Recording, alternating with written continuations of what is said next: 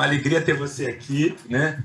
E eu queria começar, né? Eu sigo você no Instagram muito, assim, e eu acho que o Instagram as postagens não são postagens, são aulas, né?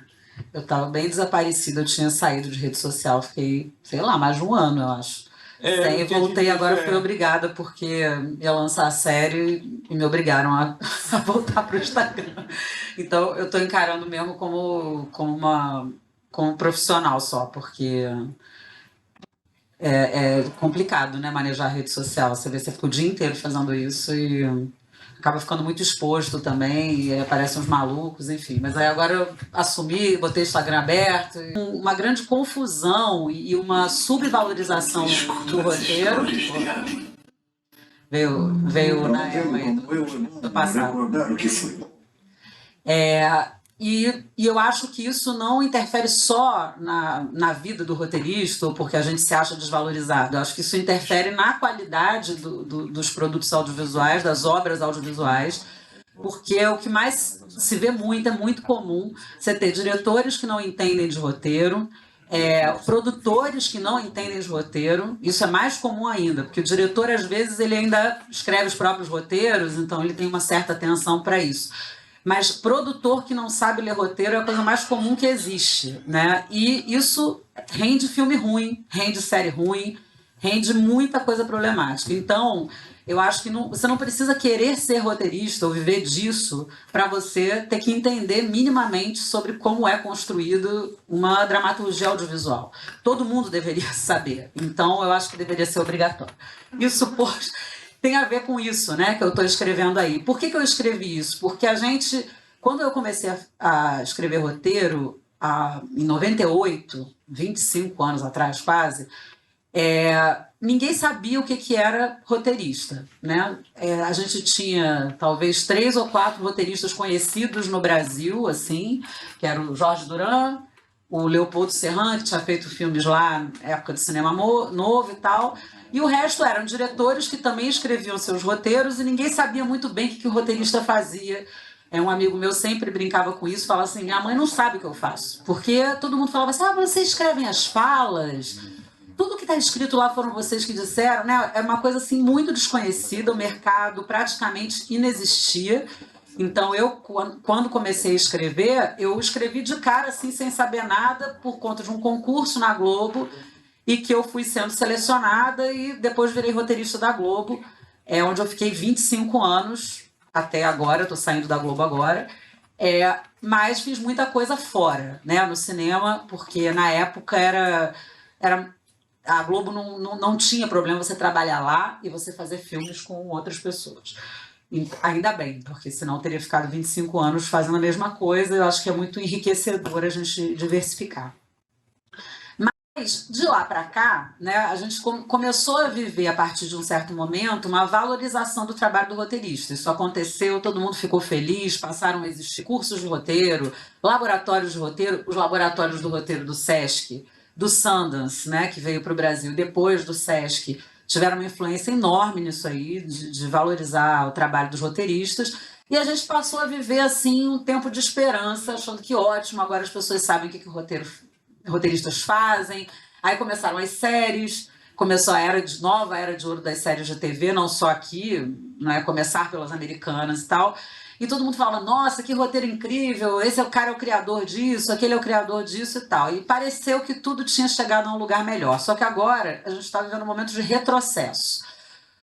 Todo mundo assiste série bastante, né? O consumo de séries audiovisuais é gigantesco, mas a gente voltou para um lugar onde os donos dessas séries são os streamings, e eles não querem que se saiba quem são os autores. Então, mesmo fora Shonda Rhimes ou coisas assim, né, o Ryan Murphy, que todo mundo fala, você não sabe o nome das outras pessoas que fazem as séries, porque eles fazem questão que você não saiba. Isso é uma coisa que está acontecendo de uns anos para cá e que é motivo de muita preocupação. A Associação dos Roteiristas está tentando se movimentar com isso, tem gente se movimentando na esfera federal, inclusive, para, né, ter alguma regulamentação dos streamings, porque não tem nada, né? E isso vira um campo de batalha para os roteiristas, porque a gente, é isso, sem a gente fazer o trabalho não existe série nenhuma, e o que acontece é que no fim da história você não sabe nem como é o nome da pessoa que fez. Então, por exemplo, uma coisa bem simples, você vai botar o Rota lá para ver, aí acaba o episódio, o meu nome ainda aparece um pouquinho e o do Theo, porque tipo, entra aquela primeira cartela de criado por redação final e já passou para o próximo episódio. Se você quiser ver os créditos das pessoas, você tem um trabalho gigantesco, porque antigamente você tinha que clicar um negócio para ir para o próximo. Agora, uma coisa que me impressionou é que o primeiro crédito que aparece é o seu e o do Theo. Mas foi briga. Isso eu achei Preciso genial, dizer né? que foi briga. Porque geralmente seria o nome do diretor ali, né? Não mais. Na verdade, originalmente é do roteirista, só que agora eles estão tentando tirar e apagar. Então, os contratos estão sendo feitos de uma forma assim, completamente absurda, inclusive, às vezes, infringindo leis do país. A Associação de Roteiristas, a ABRA, entrou com uma ação no Ministério Público, pedindo a intervenção do Ministério Público nos contratos de trabalho que estão sendo feitos pelos streamings. Então, isso virou realmente a gente tem que ter uma profissão de fé de valorizar quem é que faz, porque não existe, realmente, se não entrar um roteirista lá e fizer o negócio e isso funcionar, a série não vai funcionar. Acontece o mesmo com o filme também.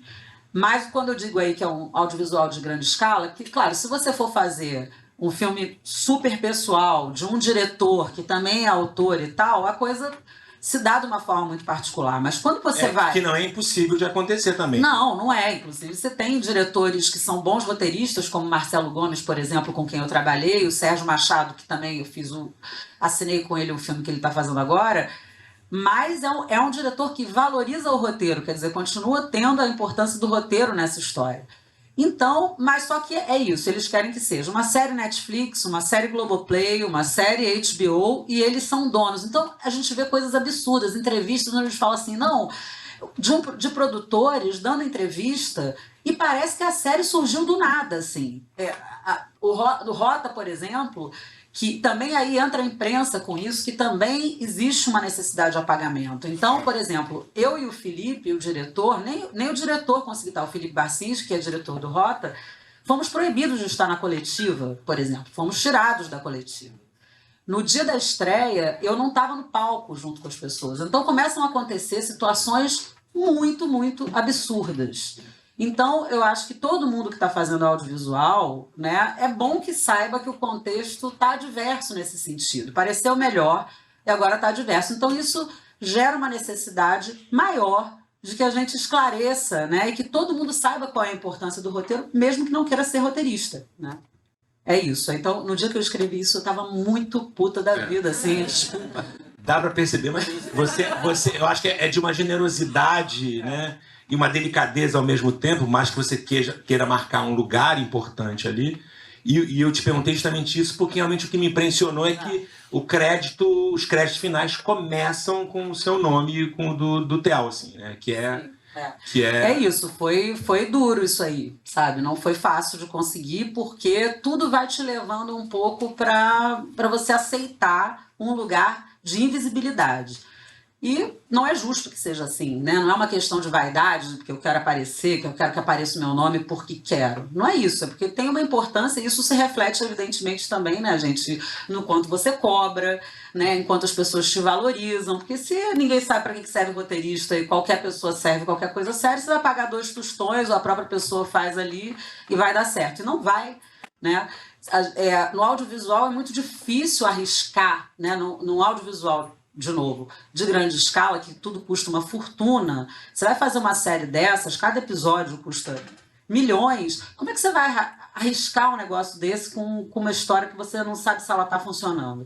E acontece muitas vezes, né, da gente ver uma série de qualquer nacionalidade aí que seja, e você fala, meu Deus, para que gastaram dinheiro com isso? Entendeu? E aí você fala... E é muito dinheiro, né, gente? Então é uma responsabilidade muito grande o nosso trabalho também. Quando eu falei da questão da relação com os produtores, que é importante também estudar a produção, porque mesmo que você não vá para o set, você tem que saber como funciona o negócio, porque senão você vai escrever coisas absurdas ou que custam uma fortuna sem necessidade, né? Se você for ter uma determinada cena que ela é muito importantes para a história, que ela é uma cena de produção cara, de produção complicada, você tem que justificar a presença dela ali. Senão não vale a pena, e você vai ter que criar uma alternativa mais barata, mais fácil de realizar, né? E tudo bem, isso é uma coisa que a gente faz muito, né? Da primeira versão ser de um jeito, e depois você tem que se adequar, isso aconteceu no Rota, tem que se adequar a um custo baixo, né? O Rota, por exemplo, foi uma série que eu achei muito engraçado, que assim que estreou, algumas pessoas falavam de crítica, dizendo se vê que foi uma série com um orçamento superior da Globoplay. Não foi, a gente teve um orçamento inferior a quase todas as séries do Globoplay, e a gente fez uma história de época, com multiplot, porque tem vários, né? Tem mais de 100 personagens com fala, não é? Figuração, e vários núcleos diferentes. Isso encarece, né? Isso encarece, porque é uma produção mais complexa, né? Você tem vários núcleos de atores diferentes. E foi um orçamento abaixo do que costuma ser. Então, isso exigiu, né, de nós que estávamos fazendo o roteiro, uma adequação. O tempo todo já estavam filmando, essa cena não vai dar para filmar, essa locação caiu, como é que você resolve? Porque isso que ia ter que estar nessa locação vai ter que ser dito de outra forma. E teve muito isso aí. Deu trabalhando enquanto eles estavam no set, arranjando alternativas para situações que não iam ter como ser realizadas. Então, a gente tem que ter noção e saber como funciona, porque isso é papel do roteirista também, né? A gente adora que os produtores ajudem a gente também tem que ajudar. É por isso que a melhor dos mundos é quando há uma relação de confiança e de parceria entre produtor e roteirista e diretor e todas as fases, o que é uma coisa rara de acontecer. Existem roteiristas que não querem ir na filmagem, não gostam, têm horror. Mas a maior parte das vezes não é porque o roteirista não quer, é porque também se dificulta isso. Porque por exemplo, se você chegar lá e você está achando que o negócio tá ruim, você eventualmente vai chegar aqui no ouvido e falar, olha, isso aí não é bem desse jeito, né, que foi conceituado. E isso, na cabeça, né, dessas pessoas que ficam meio se sentindo ameaçadas pelo roteirista no set, é como se você fosse atrasar o processo. E, na verdade, não se trata de atrasar o processo, porque se está acontecendo uma cena lá e que o troço está indo para um outro lado e cada um de nós está falando o roteiro está falando uma língua e a direção está falando outra, a chance disso dar errado e ficar uma bomba depois e de você estar fazendo aquele trabalho todo à toa é enorme. Então, na verdade, eu acho que é uma economia, né? Quando você está entrelaçado. Eu não fiquei tanto presencialmente no set do Rota, porque foi uma produção bem complicada, era em São Paulo, né? Mas eu estava o tempo todo em contato. Né? Então, isso fez uma diferença. E na montagem, que no caso do Assédio, eu participei bastante na montagem, mas agora, no caso do Rota, ainda mais, fez uma diferença enorme, foi uma coisa que deu muita felicidade para mim, para o Felipe e para o montador, que é o Vinícius Prado, que era o chefe dos montadores, ele estava fazendo a coordenação, e dos outros montadores também, porque realmente, você faz os ajustes para todo mundo estar falando a mesma coisa, indo na mesma direção. E eu acho que o sucesso da série, o que a gente conseguiu até agora do boca a boca, que assim, realmente é a primeira série que eu vejo, assim, que eu participei, que tem quase uma unanimidade das pessoas gostando, né? Seja de que idade for, e falando coisas bonitas e interessantes sobre a série e tal, eu acho, e o Felipe, o diretor, acha, e o Vinícius, que é o montador, acha, que se deveu a essa comunicação muito estreita, né, entre as partes. Então, eu acho que isso faz muita, muita diferença. Acho que ninguém perde com isso, né? E mesmo que a pessoa esteja um pouco mais, um pouco menos presente, eu acho que essa conversa ela é necessária. E eu acho que muitas séries que dão errado porque isso não acontece. O audiovisual é uma cadeia que envolve muita gente, né? É muito diferente de você escrever um livro, publicar o livro, que tudo bem, você vai ter o editor que vai dar palpite, você vai ter não sei o quê, mas você vai ter que adequar o seu livro ao preço, a grana que tem para fazer aquela edição. A Maria, que está aqui, eu conheci ela sendo editora do livro do Dois Irmãos. A Maria trabalhava na Cobogó na época, foi assim que eu a conheci. Eu amo a Cobogó. Né? E era isso, não, tudo bem, não dá para botar X fotos, tem que ser colorido, vai ser... Mas perto do que é o audiovisual, isso não é nada. No audiovisual é tudo entrelaçado. Eu sempre brinco assim que é muito injusto, porque para dar certo, você precisa que praticamente 100% das coisas estejam certas. Se você tem uma coisa que dá errado, você pode desabar o negócio inteiro. É muito injusto isso. Se você bota um bigode errado no ator e aquele ator entra em cena e a pessoa que está assistindo não acredita naquele bigode, acabou, gente. É horrível isso, mas é verdade. Então é tudo entrelaçado. Um comete um erro aqui, aquele negócio desaba inteiro, sabe? Então, evidentemente, se está todo mundo falando a mesma coisa e querendo a mesma coisa, a chance de dar certo aumenta, né? Então, é isso que eu estava querendo dizer aí, de certa forma, né? E sem o roteirista não acontece nada. Eu achava que era impossível também, tá? Porque realmente eu já trabalhei com algumas adaptações de livros difíceis de serem adaptados, inclusive do Milton Atum. O Dois Irmãos tem dificuldades bem específicas, mas ele ainda é um livro que tem muita trama, então isso facilita. Mas eu participei, por exemplo, junto com o Marcelo Gomes, da adaptação do Relatos de um Certo Oriente, que é o primeiro livro do Milton, e que é um livro que tem acontecimentos, mas é tudo muito dentro, é muito reflexivo, é muito literário, né? E eu falei, gente, como é que a gente vai fazer isso? Era muito difícil, enfim. Tem um recorte muito próprio ali, o filme. Então, já participei de muita coisa com... eu trabalhei na adaptação do Defeito de Cor, da Ana Maria Gonçalves, que, enfim, 50 episódios a gente escreveu. Chegamos a escrever. Camalhaço, né? O projeto está parado, infelizmente. Mas... Por que está parado? Dinheiro, né, basicamente. Mas, assim, eu acho que... Espero que tenha vontade política de se fazer isso em algum momento. Mas, enfim, então já participei de muitas adaptações difíceis. Mas, no caso do Rota, eram várias ordens de dificuldade, né? Primeiro, o livro, que é muito bom, muito bem escrito, né? O Caco é realmente uma figura excepcional. Só que o livro ele é basicamente um inventário de histórias, de casos, né? Ele gastam a maior parte do... Enfim, acho que não sei dizer a quantidade, mas eu acho que quase metade do livro falando do caso do Fusca Azul, que é o que aparece no primeiro episódio.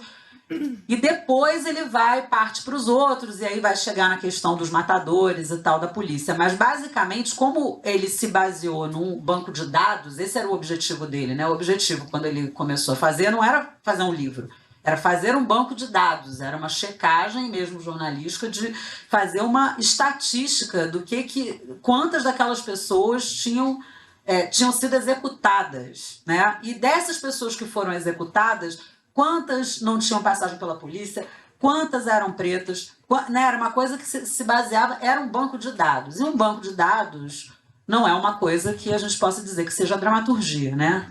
Ou que seja facilmente transponível para uma dramaturgia. Um banco de dados com 4.200 casos. 4.200 casos. Aí vem o segundo problema. 4.200 casos, como é que você vai tratar de 4.200 histórias? Não vai. Né? Então você tem que, já de cara, reduzir isso. Mas como reduzir, dando a dimensão de que isso representa 4.200 histórias. Outra coisa, como se trata de um modus operandi, as histórias todas são muito parecidas, né? A polícia faz sempre a mesma coisa. Então, como é que você faz se você vai fazer no primeiro episódio e depois no segundo, no terceiro, e no quarto, e no quinto, e as pessoas já vão ficar achando tudo aquilo muito previsível, do pior jeito possível, né? Muito previsível, porque sempre vai acontecer da mesma forma. Então, como criar suspense, tensão, curiosidade por alguma coisa que você já sabe como vai ser? Outra dificuldade, talvez a mais difícil, é como fazer uma história de uma violência tão brutal, você colocar isso em cena sem que isso seja uma exploração da violência, sem que seja uma coisa de corpos pretos sendo atacados e que isso se desvirtue, né? Você querendo fazer uma crítica, você acaba sendo parte daquilo que está sendo feito errado, né? Que a gente vê ao longo de anos, corpos pretos sendo massacrados, a gente vê no jornalismo, a gente vê inclusive na dramaturgia, isso sendo feito de uma forma equivocada até, eu diria. Então, isso era um problema também, porque assim, não dá para não mostrar nada, porque senão você não está fazendo a crítica. Se eu vou falar de uma polícia que é uma polícia genocida, que ela massacra uma parte da população, como é que eu vou fazer se essas pessoas não são mortas em cena? Então, esse equilíbrio de como mostrar sem mostrar, como mostrar sem desrespeitar, como fazer de fato sem uma crítica. espetacularizar, né, essas representações que já são... Porque mesmo, por exemplo, O Anjo Renegado, que é uma série que faz bastante sucesso no próprio Globoplay, o primeiro da segunda temporada, tipo, é um massacre de pessoas pretas, assim. Eu, por exemplo, não consigo mais assistir. Eu acho que, inclusive, como eu tinha saído da situação do defeito de cor, de ter ficado lidando com o defeito de cor e conversando com pessoas, fazendo pesquisa, eu estava especialmente atenta a isso.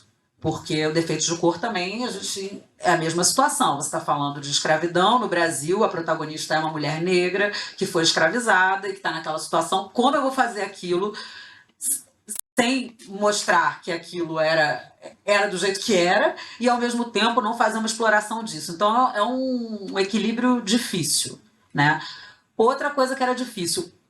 Quem é a protagonista dessa história? Porque o Caco não faz parte do livro. O Caco é simplesmente o autor. Não tem nada da vida do Caco aqui.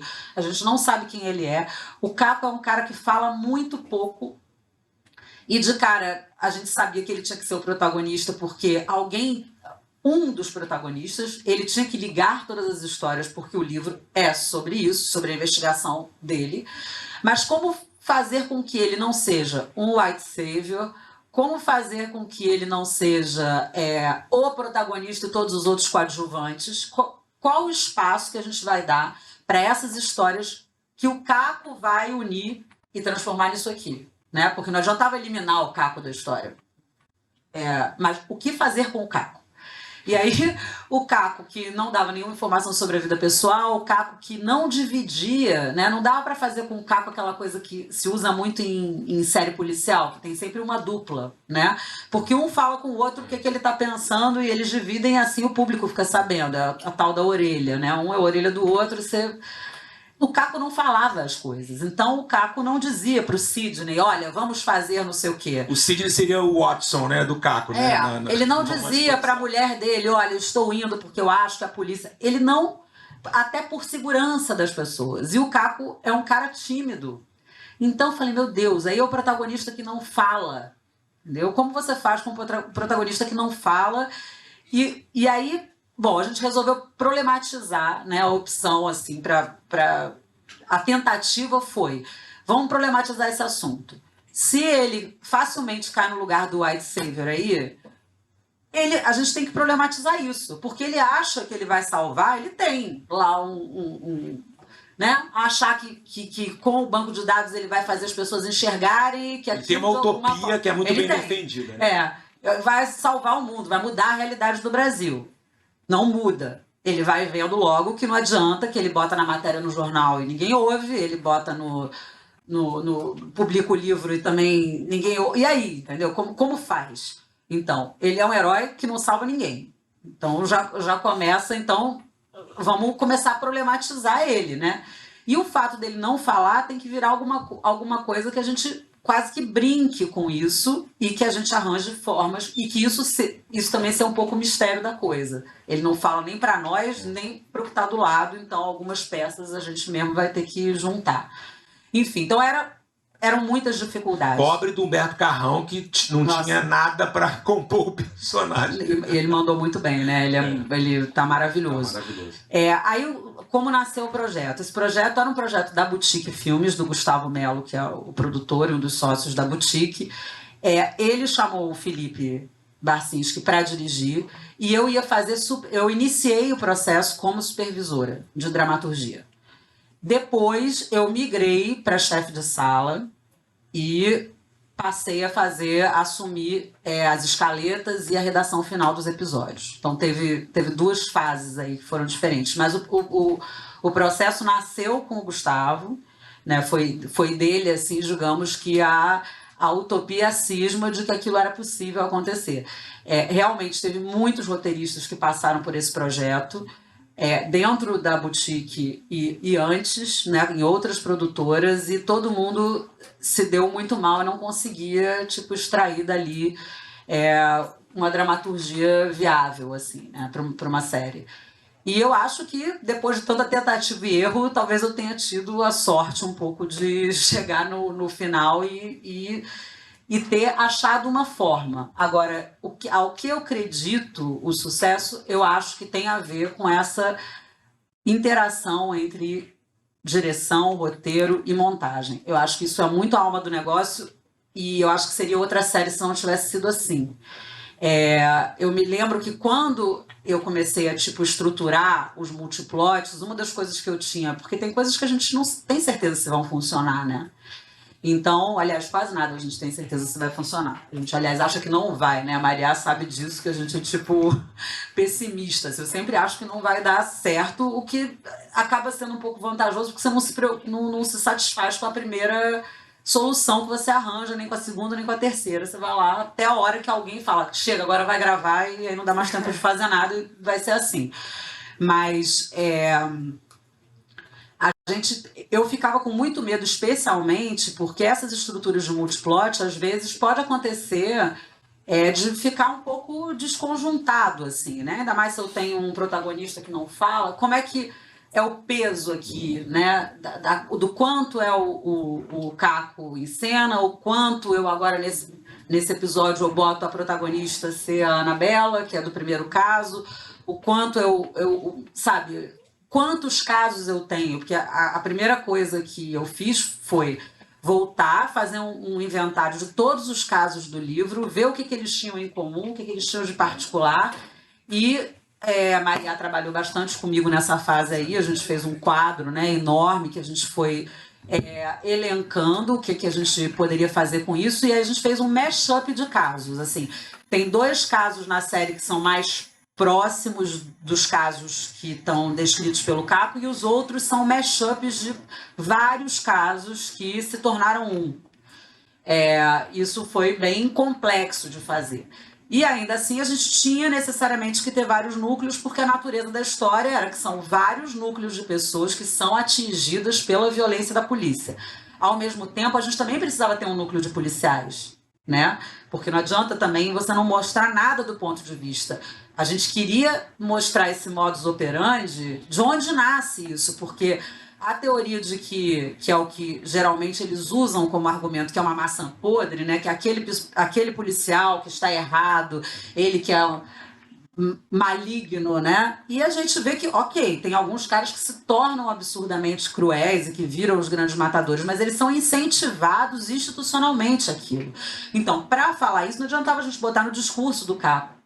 A gente tinha que mostrar de dentro como era o treinamento. E a gente teve, nesse caso, a consultoria de um policial que está aposentado hoje, que é um cara espetacular, e que ele, depois que ele saiu da polícia, ele foi estudar psicologia, e ele virou mestre em psicologia e escreveu uma tese interessantíssima sobre violência policial. E esse cara foi realmente muito essencial no processo ali, para a gente entender de dentro como é que esse treinamento transforma aquelas pessoas em máquinas de matar, né? E tirar a coisa da teoria de que é a maçã podre, porque é isso. Eles pegam na hora, entregam um, falam, não, esse cara aqui que tá maluco, ele que tá errado, então ele vai ser punido, e aí você pune um. Só que você não mexe com a estrutura, né? Então, a gente tinha essa responsabilidade de também tentar e não fazer isso de uma forma que fosse, ou pelo menos a gente tentou que não fosse pejorativa, que não fosse você mostrar, um policial malvadão que vai lá e sai de casa com sangue nos olhos querendo matar. Mas tem um dado momento que a gente usa isso, porque isso de fato, que é no caso... sem querer dar muito spoiler, mas que é um caso que aparece no episódio 5 e 6, que aquele é exatamente um caso que aconteceu e que a gente se baseou, a gente mudou algumas coisas da história, mas o que a polícia fez é exatamente aquilo ali, e que é absurdo, assim. E aí, nesse caso, a gente falou, não, esse aqui a gente tem que botar exatamente como foi, porque significa que escalou para um lugar de crueldade tão absurdo que isso precisa ser...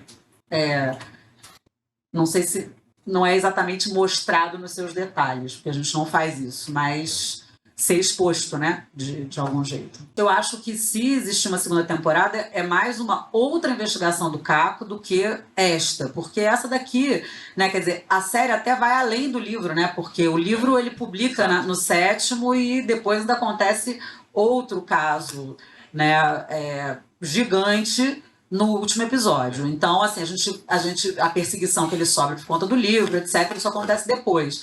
Então a gente já foi até além, né, da publicação do que está no livro em vários aspectos. O Carandiru não está não está no livro. Então eu acho que se for uma segunda temporada, teria que ser o Caco com Abusado, o Caco com a Vala de Perus, que era um assunto que a gente ia colocar dentro da série. Abrir esse braço aí da Vala de Perus e da coisa dos guerrilheiros que ele acha e acha a Vala, mas realmente era uma coisa tão grande, ela era tão... que parecia que você estava começando uma outra série na hora que isso entrava, então a gente acabou tirando, porque a gente não tinha espaço. Se a gente tivesse 10 episódios, talvez isso tivesse cabido, mas em 8 já era uma quantidade de história para dar conta em 8 episódios que realmente a gente achou melhor tirar. Mas enfim, eu acho que se existir, talvez seja o Caco em outra investigação, eu acho. Mas em relação à estrutura, Maria depois pode me ajudar a falar isso, porque é engraçado, né? A gente vai fazendo assim, e por mais que escaleta, né? Para quem não sabe, escaleta é como a gente estrutura todo o episódio cena a cena, e já com descrições das cenas, mas sem abrir diálogos e sem dar detalhes que não sejam super importantes e relevantes. No processo aí, eu fazia a escaleta, ou seja, dava a cara do que era o episódio, escrevia tudo, esse roteiro ia para os roteiristas que estavam designados para aquele episódio, ou o Theo, ou o Felipe, ou o Guilherme Freitas, a Maria, que assinou o 2º episódio junto com o Felipe e com o Del. Aí eles colocam diálogo, dão uma carnadura ali para aquelas cenas, isso volta para mim e aí eu finalizo o texto. No nosso caso, a gente não teve... Quantos tratamentos? Foram 2, né? A gente nem teve tempo de fazer muito tratamento, não, porque acho que o 2º tratamento já foi com o bonde andando, já em produção, já eram mais modificações que o Globoplay pedia, que a gente tinha que fazer os notes ali, e demandas de produção, não temos como, essa cena vai cair, isso aqui não dá, não sei o quê. Mas foi muito corrido, né? A gente começou a fazer as escaletas, eu acho que foi em julho, e a gente ia filmar em novembro, porque já tinha tido várias idas e vindas e tentativas, então quando eu de fato comecei a fazer as escaletas que viraram os roteiros filmados, foram 4 meses antes, então 8 episódios, foi muito louco, assim, foi muito, muito rápido.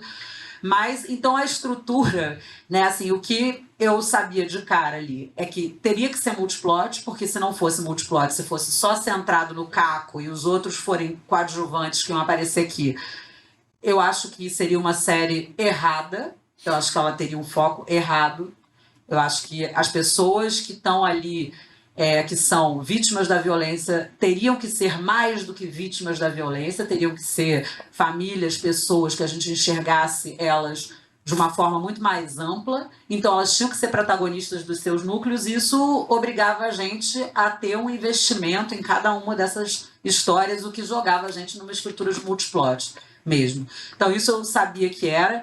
Agora, né, aonde que eu começo... a estrutura do primeiro, né, que foi o que estabeleceu o resto, a gente achava que era legal começar com o Fusca Azul, assim como o livro, e dá muito mais rapidamente do que no livro, embora essa história vá sendo trabalhada ao longo, né? Nenhuma história acaba em si mesma. Exato. Teve um dado momento lá para trás... Acho que é isso que é o Mizanabime um pouco, né? A estrutura vai voltando. Vai voltando, porque inicialmente, isso antes de eu estar como chefe de sala, se pensou, não sei o quanto se tentou, mas chegar a fazer episódicos, entendeu? Tipo, esse episódio sobre isso, esse episódio sobre isso, e não funcionava tanto, ficava muito estanque. Então, a tentativa foi, o conceito era, tem um caso que já aconteceu, é um caso do passado, um caso que está acontecendo ali naquele momento e um que vai acontecer. E que assim a gente conseguiria colocar o espectador enxergando, pegando o caco já no meio, que no caso é o Fusca Azul, que ele já está no julgamento, o outro que vai acontecer em loco ali, então ele vai chegar logo após o crime, né, no velório, não sei o que, das pessoas. E o terceiro caso, que eu achava que era muito importante, a gente ver uma pessoa comum, um pai de família, uma pessoa que evidentemente você via que não estava cometendo crime nenhum, que era um trabalhador, você se apegar àquela pessoa e saber que aquela família existe e essa família ser massacrada por uma polícia que fazia isso. Se a gente não tivesse essa sensação, corre o risco da gente chegar e pegar, desculpe, uma pessoa mais conservadora, que vai chegar e começar a torcer para a polícia. Também é aquele cara ali, não sei o quê. Então a gente sabia que ao colocar uma série chamada Rota Polícia que Mata, que tipo de público você vai chamar? Que é o que acontece um pouco, guardando as propostas de comparação com Tropa de Elite. Tropa de Elite, né? Exatamente. Era o pânico. Eu falei, eu quero fazer um anti-Tropa de Elite. Eu falei, eu fiquei com medo disso. Eu só assim, pode dar tudo errado, só não pode acontecer isso. Então a minha felicidade nesse momento é que isto não aconteceu. E outro dia a gente até comemorou que alguém botou no Twitter, assim, que era a antítese do Tropa de Elite. Eu falei, graças a Deus. Porque assim, o que aconteceu no Tropa de Elite, eu acho que tinha uma ambiguidade, porque sabe que no roteiro original não tinha aquele off no Tropa de Elite, não existia aquele off do Capitão Nascimento e o Capitão Nascimento não era o protagonista era o Matias. Só que na montagem o Wagner era um monstro de ator, ele roubava todas as cenas, o filme com o outro não funcionava, eles fizeram um off. Só que aí aconteceu o que aconteceu. Você entrou de repente, o Capitão Nascimento foi alçado, e por mais que não fosse a intenção, foi alçado ao lugar de herói, né? Então eu tinha pânico disso. Então tudo era no sentido de a gente não pode tratar a polícia como são mauzões e acabou, ou tem um maluco, mas também a gente não podia correr no risco de ter gente que vai assistir porque tem tesão em ver polícia metralhando gente, porque... Né? Quando eu fiz o assédio, isso foi uma preocupação muito grande, porque era o contrário, eram mulheres que são violentadas por um cara. E a quantidade de maluco que vai querer assistir aquele negócio porque vai ficar com tesão e ver mulher sendo violentada. Então tinha uma preocupação minha e da Amora, diretora da série, que é assim, não pode ser cena gráfica que dê nenhuma espécie de desejo em ninguém. Essa era a condição primeira. E de alguma forma... A gente também queria isso aqui. Não vai ter cena gráfica de gente metralhando, tanto que foi uma pena que o Felipe não pôde vir ainda, mas no outro encontro a gente arrasta ele. Não se usou praticamente sangue artificial no set. Muito pouco, muito pouco, muito pouco. Isso eu acho que é bem significativo a gente pensar nisso, porque era o que a gente desejava, sabe? Que a gente não precisasse ver essas coisas, porque elas já são suficientemente terríveis do jeito como elas são. Então a gente mostrou o mínimo, né, digamos assim. Mas, enfim, fui além da tua pergunta aqui. Não, mas eu acho excelente. que tinha uma questão, voltando para a questão da estrutura, que era isso. A gente queria, então, a história do futuro é o Divino, da família do Divino. A Anabela, dando um spoiler, mas eu acho que é um bom spoiler, ela tem um arco até o último episódio. Ela é uma personagem que é grande, né? A Naruna está espetacular no papel. Então, ele era o caso do futuro, o caso do presente é o Capão Redondo e o caso do passado é o Fusca Azul. Essas três histórias, elas vão até o final. E as outras vão se somando. A gente tinha muito medo até de falar, meu Deus, quando chegar no 7º episódio não vai caber. A gente vai precisar... Como é que a gente vai enfiar tudo isso dentro de um episódio com tantas histórias se somando? Então, teve um exercício também depois de...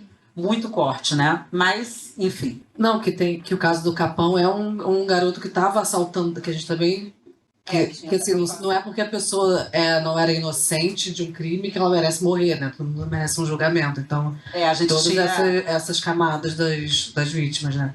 Tinha isso também. Além de presente, passado e futuro, a gente queria que tivesse uma pessoa que realmente fosse.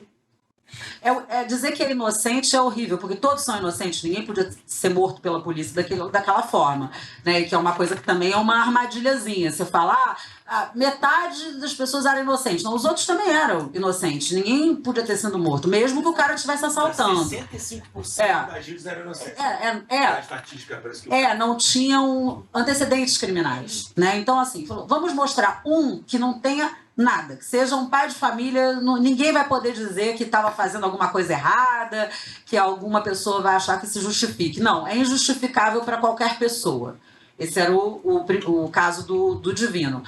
O caso do Lunga, que também é uma história que vai adiante, ele está assaltando. Não é o Lunga do Bacurau, não. Sabe? Ele está assaltando e o grupo dele estava assaltando, mas... evidentemente aquilo se entregaram, eles estavam rendidos na hora, ou seja, nenhum dos casos há troca de tiros, né? Que era essa a grande questão do Caco. Só que uns estavam assaltando, mas se rendem e são mortos mesmo assim. Mas, sabe, a gente achou que... porque tinha casos que estão no livro de pessoas que estavam assaltando, que não trocaram tiros com a polícia e foram mortos. Então, era um caso que a gente queria que fosse representado. Aí, no caso, foi o caso do Lunga.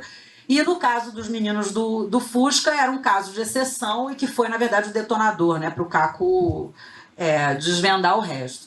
Então, é isso, né? Tinha uma... porque a pesquisa do Caco, ele depois faz as estatísticas, né? Ele vai buscar casos de execução, tentar provar que a polícia executou, não, tipo, quero provar que todo mundo era inocente porque quem não era, né? Da onde que surgiram essas informações? Do Caco, em especial, né? Foi o próprio Caco que... Olha, a gente teve alguns encontros com o Caco, tudo no Zoom, né? Tudo isso foi feito, essa série foi feita durante a pandemia.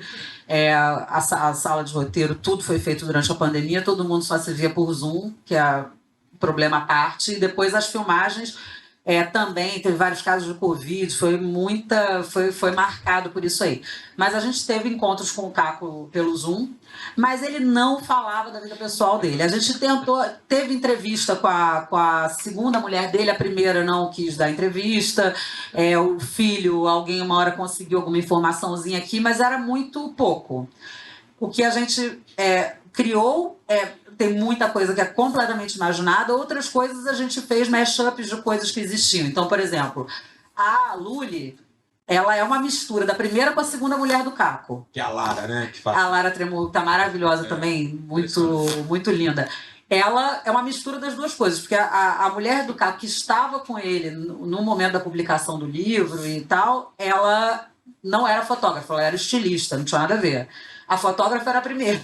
Então a gente falou assim, olha, vai ser uma cilada a gente chegar e botar o nome da segunda mulher que está aqui, aí a primeira era que tinha treta, a gente vai botar o nome das pessoas, vai todo mundo dizer que não é isso, eu não sou essa. Eu falei, vamos trocar o nome e a gente ficcionaliza em cima de algumas informações que não vão desmentir completamente o que era, né? Então a gente fez isso, a Lúlia é uma mistura de pessoas e ela é ela. E que mais? A coisa do filho. A gente ouviu, sim, que ele teve uma dada época que ficou um pouco com o filho, levou o filho para uma entrevista. Aí a gente pegou esse negócio e radicalizou, dele levando o neném para vários lugares e tal. Não sei se era tanto daquele jeito. Eu fiquei com medo, porque várias coisas que a gente foi inventando, né, e tal, eu falei, meu Deus, o que o Caco vai achar disso e tal, mas ele não reclamou, ele riu, assim, um pouco e tal. A única observação que ele fez foi uma coisa em relação ao personagem do Lunga, o desfecho do personagem do Lunga, que ele pediu pra gente modificar uma coisa por conta do ponto de vista, do quanto vão achar que a polícia é isso, a polícia é aquilo. E que aí a gente mudou uma coisinha ali. Mas no mais, né, realmente, ele não reclamou e deixou a gente fazer e a gente inventou. Todas as músicas estão no roteiro, estão indicadas, todas as canções ali. Sensacional. A única coisa que não tem indicação, evidentemente, é o que foi feito de música instrumental para as séries. Mas as canções são todas indicadas, a ópera é indicada, todas. Tinha até uma maravilhosa pro episódio 2, que me deu vontade depois, que a Globoplay não aprovou e não deixou a gente, ou sei lá, tinha problema de liberação, que eu falei, dá vontade de falar para as pessoas assistirem o final do 2 botando aquela música. Mas aí a gente teve que editar um pouco diferente, que era uma música chamada Canalha, que era do Walter Franco. E que era maravilhoso, mas a gente teve que tirar. E também tem no final, quem for ver até o final, tem uma música que a gente queria colocar e eles também não deixaram, e que é uma maravilha, que se chama História Antiga, e que o clipe final da gente era com essa música, e que foi uma dó. Essa daí eu não consigo nem assistir o clipe final, porque era muito melhor antes, mas enfim. Aí eu falei, vou dar um spoiler, vou botar no Instagram. Assistam, fica a dica, assista com História Antiga o clipe final.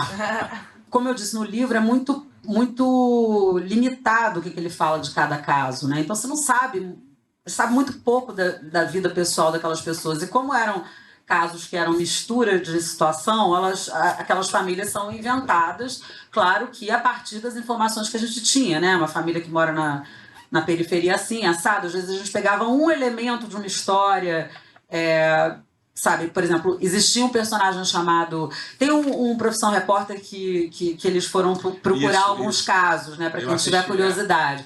Então, um dos casos, que era o do Bispo, foi o que inspirou o caso do Divino, porque era um cara pró-polícia e que foi morto pela polícia.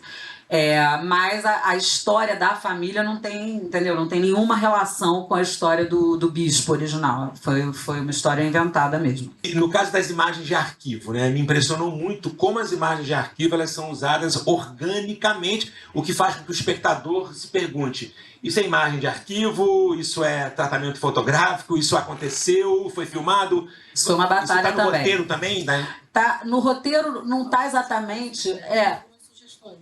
Tem, mas tem algumas sugestões, mas na verdade, como a gente não sabia o que a gente tinha como arquivo disponível, isso dependia da Globo, e aí tinha uma burocracia gigantesca, e a coisa foi tão surreal que, no final das contas, várias imagens que a gente achava que ia ser mole de conseguir, a gente teve que comprar da Bandeirantes. Enfim, a vida é louca, né, gente? Não podia usar da Globo. Tipo, tinha uma imagem da Glória Maria que não podia usar a Glória Maria. Eu falei, gente, não entendo mais nada, mas tudo bem. Então, por exemplo, no clipe de Passagem de Tempo do episódio 4, né, foi um dos momentos que a gente indica roteiros. O discurso do Collor, aqui não sei o quê, o enterro do Tancredo, aquelas coisas ali, aquilo lá tá indicado. Ali fica evidente, porque entra o Cid Moreira, entra o Fleury, né? No caso do Carandiru ali, né? Exatamente. Algumas coisas você identifica que a imagem é arquivo com um tratamento fotográfico assim. E a gente sabia que quando a gente chegasse no Carandiru, a gente não tinha dinheiro para fazer o Massacre do Carandiru novamente. A gente não podia usar o filme do Babenco, infelizmente. E a gente tinha que lidar com as possibilidades que tinha. Não podia usar por quê? Porque o filme do Babenco, por exemplo. Porque nem ia caber, né? Não eram o que a gente ia fazer com aqueles personagens, e também não iam comprar os direitos do filme. A gente até poderia ter, né? Eu fiz o filme do Babenco, eu tenho uma relação ali, mas não ia dar certo, a Globo nem acho que ia deixar isso. Então, tinha uma situação. O set do que a gente tinha para realizar o Carandiru era praticamente um muro, uma grade e um corredor dentro de um negócio. Eu falei, cara, e aí? A gente vai ter que usar a imagem de arquivo. E aí a gente tinha algumas coisas, né, da invasão, de quando chega o carro da polícia, aquele tumulto de gente na porta. Então, tem uma mistura ali que ficou muito legal. Então, a gente sabia que quando a gente chegasse no episódio 8... a gente teria uma inserção mais radical dentro da história do uso das imagens de arquivo. Então, para isso fazer sentido no 8, a gente tinha que apontar para o público já no primeiro que existia imagem de arquivo na linguagem, e no 4 isso se expande um pouco mais no clipe, e isso vai indo em direção ao 8, e no 8 essa mistura arregaça, digamos assim, né? Mas isso foi um caos, porque a gente até o último minuto atrasou muito a finalização, porque não tinha essas imagens, teve que substituir por outras. Depois a Globoplay queria que a gente tirasse, aí o Felipe bateu o pé que não ia tirar, enfim. E no final eu acho que foi muito bom que ele tenha insistido, porque eu acho que faz uma diferença muito grande, né? Eu acho que o Rota... se tivesse na TV aberta, e talvez a gente vá para a TV aberta no ano que vem, eu acho que é uma série que... Em princípio, a gente deve ir, mas não está fechado. Nenhuma.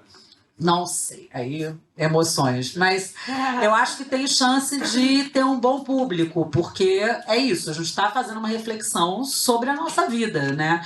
Eu, particularmente, aí é meu mesmo, eu gosto de fazer histórias que sejam reflexões sobre coisas sobre as que eu quero pensar. Porque quando você fica muito tempo envolvida num trabalho, se há alguma coisa sobre a qual eu não tenho curiosidade... Não é uma coisa sobre a qual eu sei e aí eu vou colocar meu expertise de tudo que eu sei e vou lá fazer. Eu tenho que descobrir enquanto eu escrevo, né? Quanta coisa que a gente aprendeu fazendo rota. Então eu acho que tem que ser algum tema, por mais que no caso não tenha sido um projeto meu, quando eu aceito, digo sim e estou fazendo, tem que ser algo sobre o qual eu tenho interesse e curiosidade, senão eu não vou conseguir ficar um ano, né, trabalhando 12, 15, 16 horas por dia em cima de um assunto. Então, eu particularmente acho que a gente não tem muito tempo de vida, né? Eu já estou com 51 anos, daqui a pouco não consigo mais escrever, sei lá, daqui a pouco não estou mais enxergando. Então, assim, eu tenho um tempo de vida que eu tenho que falar sobre alguma coisa que eu acho que tem alguma relevância, não só para os outros, mas a começar por mim, né? O que você coloca na rubrica? Por exemplo, aonde entra a arte, o departamento de arte, quando tem a cena que o Caco volta lá no Capão Redondo, com pena, com a criancinha no colo, aí ele pega aquele guarda-chuvinha, bem característico da década de 90. Eu fiquei assim, meu Deus, ela colocou isso na rubrica? A gente colocou. Essa foi uma cena que, inclusive, foi adaptada, porque a gente tinha a cena escrita anteriormente, eles chegavam na rua, o Pena viu umas crianças brincando ali, de polícia e ladrão, tinha uma brincadeira com isso, e ele, tipo, catava uma criança e, tipo, fazia assim, bate aqui, não sei o que, fazia uma brincadeirinha para criança. E a gente via que ele ia perguntar para a criança alguma informação. Aí não tinha como fazer, não tinha criança, não foi autorizado pelo juizado de menores, na véspera. Não tinha alvará para as crianças. E falei, caraca, eles vão chegar lá e ele vai fazer pergunta para quem? Entendeu? Aí ficou aquele negócio e tal. Falou, não, vamos botar ele usando o menino, vai comprar o docinho, usa...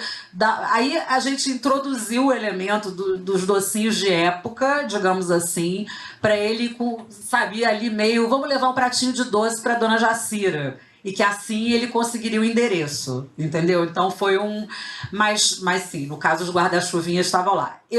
Depende um pouco de estilo, né? Isso, porque tem roteiristas que são muito secos na rubrica, muito objetivos. Eu amo rubrica de roteiro. E tem gente que faz muita literatura, que também, às vezes, é meio perigoso, porque você também... o perigo de você fazer uma rubrica muito literária, que às vezes você acha que aquilo que você está dando ali no tom está na cena, e às vezes não está. Né? Tá na tua imaginação e no teu estilo. Então, por outro lado, eu acho que quando tem rubrica que é seca demais, às vezes você não dá para o ator e até para o leitor do roteiro um pouco a intenção de qual é o clima, qual é a linguagem, de que forma você está vendo aquilo. E eu acho que tem que ser saboroso de ler, porque é horrível ler roteiro maçante, sabe? Então, eu acho que um pouquinho de literatura, no sentido de fazer alguma coisa com estilo, eu acho bom. Mas aí eu acho que depende um pouco de como você escreve. Eu tendo a fazer rubricas bem detalhadas, assim, né? De tipo indicação. Por exemplo, essa coisa de música, não é todo mundo que indica a música como parte da narrativa. Isso foi uma coisa que a gente usou bastante. E botava, tipo, os versos né? Tipo, as cenas atravessando a música inteira. Tipo, aonde que tá entrando esse verso na hora que aquele personagem tá fazendo não sei o quê. Olha, eu gosto, já consegui fazer indicações musicais em outras coisas que eu escrevi. Nesse caso foi mais radical, acho que teve uma quantidade maior de músicas propostas, mas a gente estava bem próximo do Gustavo, que era o produtor, então também, quando eu ia colocar, eu falei, olha, essa música aqui, você acha que é ok propor? Ele falava, vamos tentar, porque isso daí tinha... o fato de ser Globoplay, eu acho que não facilitou essas coisas, inclusive porque não era uma coisa que a produtora ia sozinha, ia lá atrás dos direitos, era uma coisa que tinha que ser combinada com a Globoplay, eles é que negociavam os direitos, então era uma coisa que a gente teve que brigar por algumas músicas que realmente o produtor também estava junto com a gente e falou, vamos batalhar por isso. Ele falava, vamos botar no roteiro e vamos batalhar por isso. No caso do Canalha, a gente não conseguiu. A gente tentou, e no caso do último também, do episódio 8, não conseguimos. Mas a gente até que teve uma média boa, porque a gente conseguiu várias músicas, né? O Tente Outra Vez do clipe lá de Passagem de Tempo, quase que a gente não conseguiu, e a gente tentou alternativa e nada funcionava, enfim. E aí, no final, conseguimos. Eu, quando estava estudando aqui, eu estava vivendo um momento muito curioso, assim, porque eu já estava trabalhando com roteiro, e eu estava num momento que eu estava na Globo, e eu, na época, estava fazendo Sítio do Pica-Pau Amarelo. E eu já tinha feito isso, linha direta, feito não sei o quê, e eu estava numa crise, porque eu achava que eu sempre gostei muito de cinema. E eu achava que eu estava desaprendendo a narrativa cinematográfica ao fazer só televisão. Que a televisão, principalmente a televisão TV aberta, né? Não estou falando da linguagem de série, que já é mais cinematográfica, já muda um pouco. Mas é uma coisa muito na fala, né? Tudo as pessoas falam, é quase rádio, assim. Você deixa uma novela ligada, tipo, as pessoas falam e falam depois de novo a mesma coisa, depois reiteram a mesma coisa. Então, eu fui ficando meio aflita, porque eu achava que eu estava perdendo uma dimensão da coisa visual, que era algo que eu achava muito importante. E aí, por isso que eu resolvi vir fazer a faculdade, porque eu tinha parado lá atrás, tinha sido isso, afastada, não fui jubilada por sorte, fiz o vestibular de novo e vim para cá. Só que eu já estava trabalhando, né? Na época eu acho que eu entrei, que começaram as aulas, eu estava escrevendo por toda a minha vida, se eu não me engano, então. E eu estava dando aula na Darcy Ribeiro à noite de roteiro. Então, eu vivi uns 2 anos, assim, curiosíssimos, que de manhã eu vinha para cá ter aula. Foi ótimo. Eu me lembro que eu estava comentando que eu fazia as aulas de cinema mundial e de cinema brasileiro 7 da manhã, vendo filme mudo, e todo mundo dormindo, e eu estava feliz, porque eu estava achando tão maravilhoso ver filme mudo. E foi muito legal mesmo, porque era a coisa visual por excelência, né? Se você é proibido de falar, você não tem como falar, como é que você vai construir a narrativa? Que era exatamente o oposto do que eu estava vivendo. E à noite, aí de tarde eu ia trabalhar, fazia roteiros e tal. De alguma forma, tudo que eu estava vivendo aqui de manhã me alimentava de tarde no que eu estava fazendo. E de noite eu ia dar aula e usava coisas da aula que eu tinha aprendido aqui e coisas que eu dava na aula. Por exemplo, eu comecei a fazer vários exercícios de obrigar eles a fazer coisa muda, por conta dos filmes mudos que eu tava. Falei, vamos pegar, adapta isso aqui sem palavra, tá proibido de usar palavra. Entendeu? E eram os exercícios que rendiam coisas muito legais. Então, foi um período muito rico da minha vida, porque eu tinha todas as mãos misturadas e tudo se encaixava. O que eu estou querendo dizer o estudo de roteiro realmente não é uma coisa que a gente possa... É difícil a gente falar, olha, faz aqui essa escola e você vai estudar 4 anos e você vai se formar e você vai virar roteirista. Tanto que quando eu vim para cá eu já era roteirista, né? No meu caso, eu virei roteirista de uma forma que eu nem esperava, eu não imaginava jamais que eu ia ter essa profissão. Eu era assistente de direção. E eu tinha 2 filhos pequenos e eu não conseguia ver meus filhos, porque o horário de 7 era um inferno.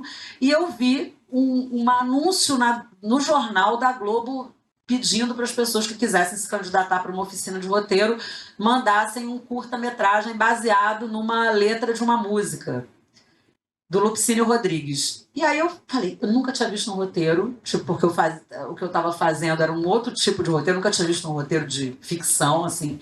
Falei, quer saber, eu vou fazer, não sei o que vai dar. E aí me surpreendi porque fui selecionada para a entrevista, depois fui selecionada para outra etapa, e fui andando e acabei contratada pela Globo. Então, quando eu entrei na Globo, eu não sabia nada. Eu sabia o que eu aprendi naquela oficina, que foi sensacional, que era o Flávio de Campos, que foi mestre de muita gente aí de roteiro, e que me ensinou muitas coisas ali naquele momento, entende? Aí depois eu fui meio por tentativa e erro. Vai, faz um programa, tenta, é isso. De repente a linha direta, a demanda de formato é essa. Eu não sei escrever, mas eu aprendo, daqui a pouco eu vou para a novela. Então, nesse sentido, eu fui tendo uma multiplicidade de experiências ali, meio no grito, porque na época era muito pior do que hoje. Você não tinha mesmo escola, entendeu? De roteiro, tipo, ninguém falava desse assunto.